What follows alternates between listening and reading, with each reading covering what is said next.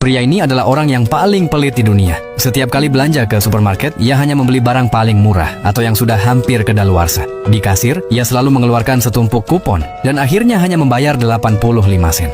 Untuk menghemat tagihan air, setiap kali menyalakan keran, ia hanya membukanya sedikit agar meteran tidak berputar terlalu cepat. Ketika pasta giginya tersisa sedikit, ia menggulungnya dengan tangan sampai benar-benar habis. Bahkan saat membakar dupa untuk orang tuanya, ia memotong satu batang menjadi 3 bagian agar lebih hemat. Untuk sarapan, ia hanya makan 1 butir telur setiap hari. Total pengeluaran hariannya tidak pernah lebih dari Rp20.000. Setelah 30 tahun kerja keras dan berhemat, akhirnya ia berhasil menabung sebesar 11 miliar rupiah.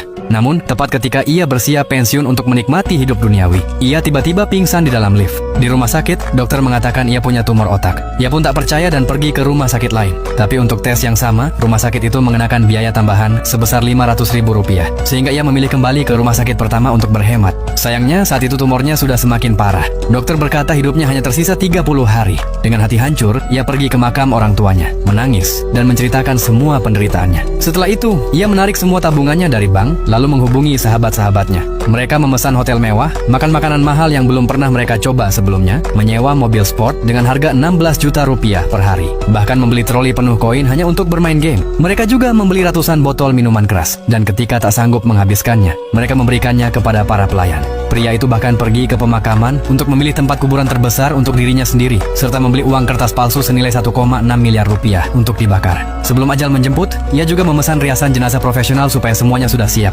Namun, di hari terakhir hidupnya, ia pulang ke rumah dan tanpa sengaja memakan sosis yang sudah kedaluarsa. Tak lama kemudian, ia jatuh pingsan. Teman-temannya mengira ajalnya sudah dekat dan segera membawanya ke rumah sakit. Saat sadar, dokter mengatakan ada kesalahan hasil pemeriksaan. Ternyata, ia sama sekali tidak punya tumor otak. Ia hanya keracunan makanan karena sering memakan makanan basi. Mendengar hal itu, ia pun menangis. Semua tabungan seumur hidupnya sudah habis dalam hitungan hari. Jadi, apakah kamu mau menghemat uang seperti orang kocak ini?